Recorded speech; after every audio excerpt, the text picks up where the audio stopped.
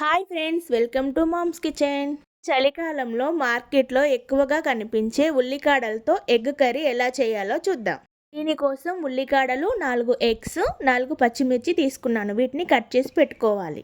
ఇప్పుడు stove on చేసుకొని ఒక ప్యాన్ పెట్టుకొని అందులో 2 టేబుల్ స్పూన్ల ఆయిల్ వేసుకొని ఆయిల్ హీట్ అయిన తర్వాత 2 పచ్చిమిర్చి కట్ చేసి పెట్టుకున్న ఉల్లికాడలు కూడా వేసుకోవాలి. ఇందులో నేను ఒక ఆనియన్ కూడా వేసుకున్నాను. వీటిని ఒకసారి కలుపుకొని మూత పెట్టి ఒక 5 మినిట్స్ మగ్గించుకోవాలి.